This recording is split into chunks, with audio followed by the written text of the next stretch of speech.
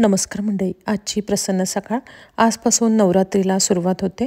9 दिवस देवीची मनोभावे आपल्या संस्कृतीत पूजा करण्यात येते. दुर्गा मातेच्या सन्मानार्थ साजरा केला जाणारा हा सण आहे. नवरात्र म्हणजे 9 रात्रींचा समूह असा शब्दशः अर्थ होतो.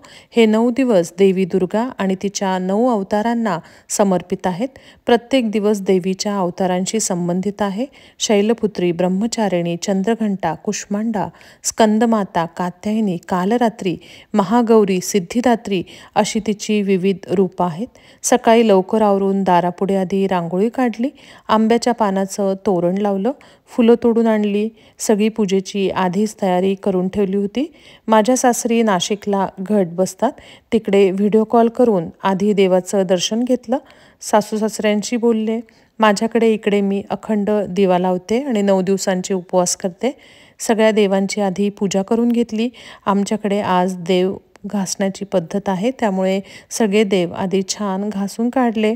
त्यानंतर पंचामृताने त्यांना आंघोळ घातली, नैवेद्य दाखवला, आरती केली आणि देवी महात्म्य वाचलं, कुंजिका स्तोत्र, श्रीसूक्त म्हटलं, कुलस्वामिनीच्या नावाचा जप केला.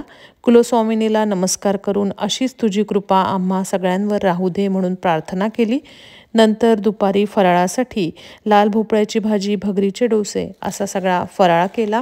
दुपारी थोडा आराम करून संध्याकाळी लगेच आम्ही सगळ्याजणी साड्या घालून तयार झालो. मी, राधिका, रेखा आम्ही सगळ्याजणी ललिता सहस्रनाम म्हणायला नीतू या मैत्रिणीच्या घरी गेलो. तिकडे सगळ्या बायका आम्ही जमणार होतो.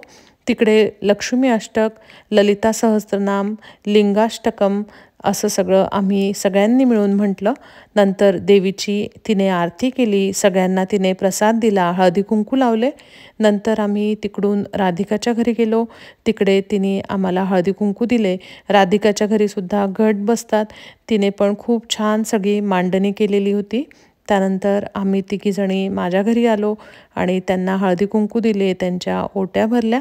अशा प्रकारे आजचा पहिला दिवस आम्ही खूप छान प्रकारे साजरा केलेला आहे. आणि सगळ्यात शेवटी सगळेजणं गेल्यानंतर मी ड्रायफ्रूट घालून खीर केली आणि ती खाल्ली. धन्यवाद.